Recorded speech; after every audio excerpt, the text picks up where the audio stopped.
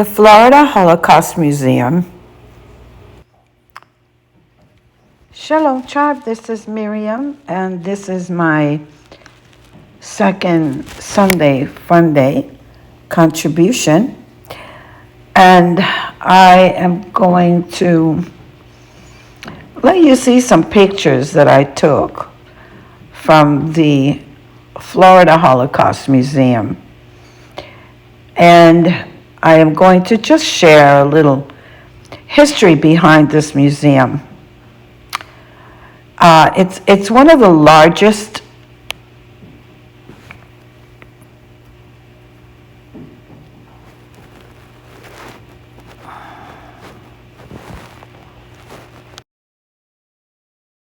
museums in the country. The Florida Holocaust Museum is the result of St. Petersburg businessman and philanthropist Walter P. Lowenberg's remarkable journey and vision. And these are not my words. These are the words of those that contributed to this museum.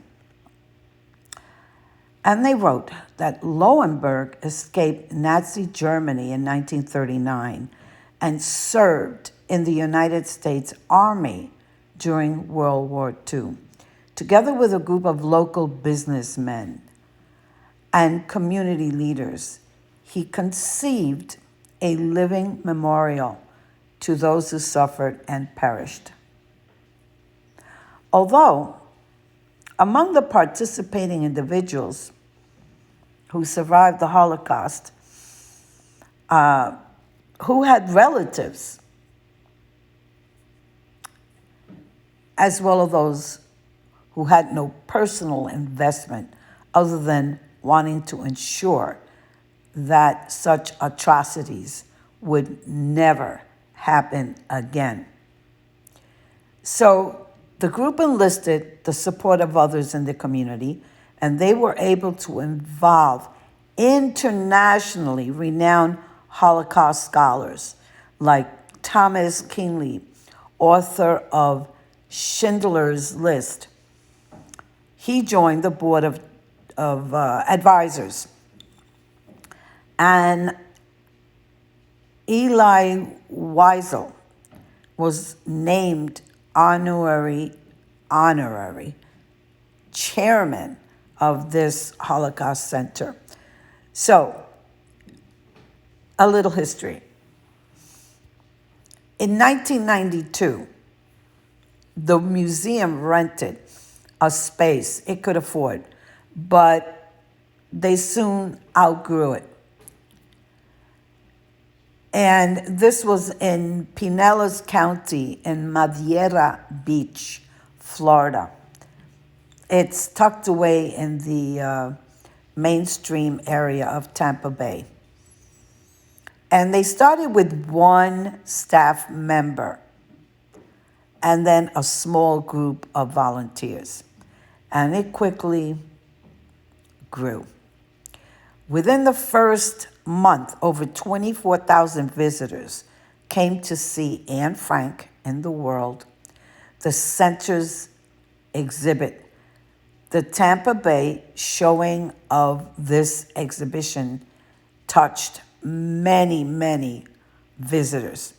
And during the next 5 years, the new Holocaust Center greeted more than 125,000 visitors who viewed the center. They came from many places. It was an international acclaimed exhibit. And thousands were participants like lectures, they had seminars, they had commemorative events,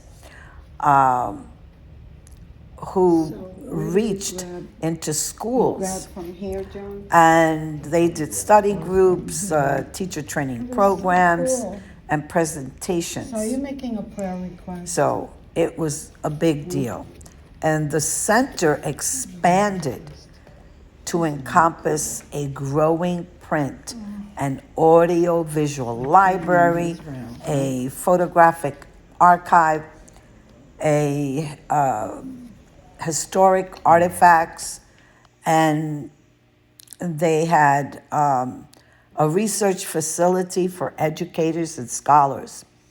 And all of this crowded into 4,000 square foot facility that was not designed for museum or educational purposes. So the Tampa Bay Holocaust Memorial Museum and the Educational Center, they evolved into a source of information center in the southeastern U.S. and one of the foremost Holocaust institutions in the country. And then as a result of the growth, the board of directors approved the purchase of a 27,000 square foot building in downtown St. Petersburg, Florida, to be renovated and occupied by 1998. So in 1 year, the doors of the new building opened on February 28th, 1998, under budget and ahead of schedule. Over 65,000 visitors viewed the exhibits of the museum during its first year in its new location. And so traveling and special exhibits such as Judy Chicago's Holocaust Project, From Darkness into Light, Michael Smuse, I think I'm pronouncing it correctly, Reflections of a Survivor, Simon Wiesenthal Center, well,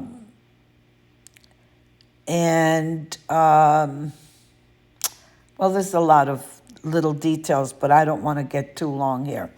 The thing is, I enjoyed the history, enjoyed the fact that I was able to enter a place that I didn't even know was there and learn from it and pray over that museum.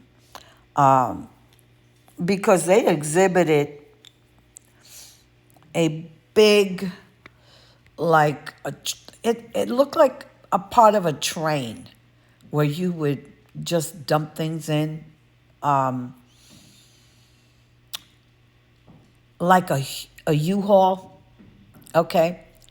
And that was the last one that they used to. This is what it looked like. Throw people in there, and they just died of suffocation, no food, no water. They dumped them in there with other dead bodies. They dumped the living with the dead, is what they did. So I'm using this as a Sunday fun day, but in actuality, it was a Sunday sadness because it brought tears to my eyes. I couldn't understand. How can people be so cruel? I don't understand that. I don't. Maybe when I get to heaven, I will. But all very demonic. Very, very demonic. I did enjoy the little gift shop. And then they had a prayer room that replicated in a very This is the prayer room. small version of the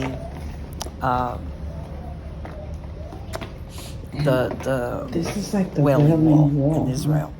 So I went in there, I prayed, I actually prayer. wrote down a couple of prayers.